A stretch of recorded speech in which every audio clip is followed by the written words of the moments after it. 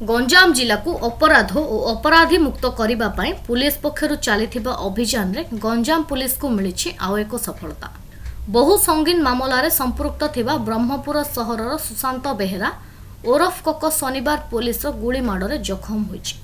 गत मास 22 तारिख में सुशांत गंजाम सहर में बीजेडी नेता सुधीर पाढ़ी उपरकू बोमा माड़ कर हत्या उद्यम करथिला। सही घटना पर ताकू धरिबा पई पुलिस सक्रिय होई उठिथिला।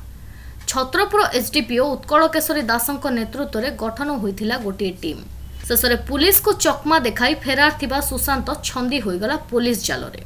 सकाळ प्राय 4 घंटा 30 मिनिट समय सुशांत मोटरसाइकल जोगे गंजामर जयश्री केमिकल रास्ता दे जाउथुबा संपर्क खबर पाइथिले थाना अधिकारी सुदाम मल्लिक।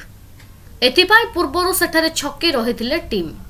पुलिस को देखि सुशांत गुलीमाड़ करथिला आउ ताहार पालटा जवाब देइथिले थाना अधिकारी। पुलिस रो गुली चोट लागिथिला सुशांतर बाम गोड़े। गुली माड़े जखम होई सुशांत लुटी पड़िथिला सेठारे। तुरंत ताकू छत्रपुर मेडिकल रे चिकित्सा करा जाई एबे बड़ मेडिकल रे भर्ती करा जायछि। सुशांत पूर्वरु ब्रह्मपुर टाउन थाना अंचल खलीकोट गोलंथरा आसिका गोपालपुर आदि अंचल रे डकायत राहाजानी दादाबटी आदाय हत्या उद्यम आदि अपराध रे संपृक्त थिला। जिला को अपराध मुक्त करिबा पाई मिशन जारी रहिछि बोली गंजाम एसपी ब्रिजेश कुमार राय कहिथिबा बेले ब्रह्मपुर पुलिस जिल्ला रे मध्य एहार प्रतिफलन रहिछि बोली ब्रह्मपुर एसपी पिनाक मिश्र कहिसंती। विशेषकर आगकू पूजा आसुथिबा हेतु समग्र गंजाम जिल्लार थाना अधिकारी मानंकु अपराधी मानंकु दमन करिबाकू उभय एसपी कहिसंती। अन्यपटे दक्षिणांचल पुलिस रेंज अधीन रे थिबा समस्त जिल्लार एसपी मानंकु निज निज जिल्ला को अपराध और अपराधी मुक्त करिबा पई सजाग करि दिया जायछि बोली डीआईजी सत्यव्रत भोई कहिसंती। पुलिस सुशांत निकटरू गोटे पिस्तल 2टी गुली सह से व्यवहार करुथबा मोटरसाइकल को जबत करिछि।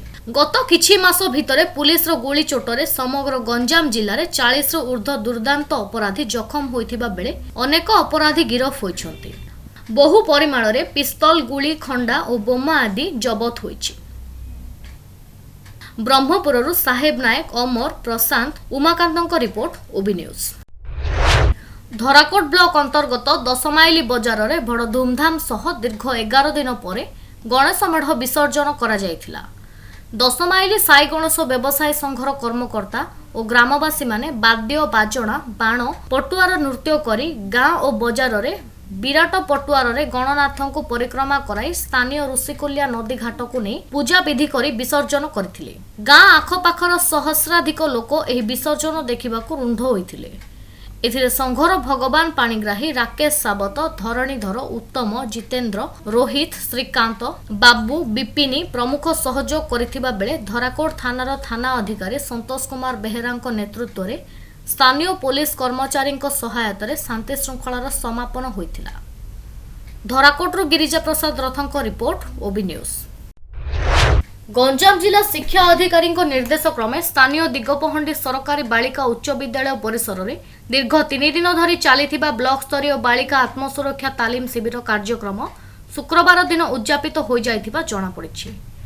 विद्यालय प्रधान शिक्षक शिशिर कुमार दासଙ୍କ अध्यक्षतार उद्यापन शिविर में दिगपहंडी ब्लॉक कार्यनिर्वाही अधिकारी प्रफुल्ल चंद्र डाकुआ मुख्य अतिथि भाव जोग देइथिले। सेहिपरि एबीओ बाळ माझी रसानंद घड़ई आईनजीवी हरप्रसाद रथ विद्यालय परिचालना कमिटी सभापति मागी सेठी विद्यालय क्रीड़ा शिक्षक अमरजीत काउर प्रमुख सम्मानित अतिथि भाव मंचासीन थिले। नगर सीआरसीसी उपेन्द्र पंडा संयोजना करिथिबा बेले आत्मसुरक्षा कौशल प्रशिक्षिका सस्मिता प्रधान तपस्विनी गौड़ अन्नपूर्णा सेठी और सोनाली राणी पंडा उपस्थित रही छात्री माननकु सुचारू रूपे तालीम देथिले। एही अवसर में दिगपहंडी ब्लॉक अधीन 18 गोटी विद्यालयर नवम और 10म श्रेणी 2 जण लेखाएं छात्री हिसाब से मोट 72 जण छात्री एही शिविर में योगदान करी आत्मरक्षा तालीम प्राप्त पाई निजको खुशी जाहिर करथिले। छात्री माने आत्मसुरक्षा कला कौशल हासिल करने द्वारा सेमाने किपरि समाज रे नारी मानक उपरे बढ़ुवा निर्यातना आक्रमण अत्याचार को लगाम दिया जाय पारिबो बोली निज अभिभाषण रे अतिथिवृंद मत प्रकाश करथिले। एही नारी शक्ति को सशक्तिकरण करिबा एहार मुख्य उद्देश्य बोली मध्य कहिथिले। एही शिविर रे अन्य मानक मध्य शिक्षक सीमांचल साहू कैलाश रेड्डी शिक्षयत्री शांतिलता देवी और श्वेतांगिनी सामल प्रमुख सह बहुत शिक्षक शिक्षयत्री उपस्थित रही कार्यक्रम को परिचालना करथिले। दिगपहंडी शिवप्रसाद रथଙ୍କ रिपोर्ट ओबी न्यूज।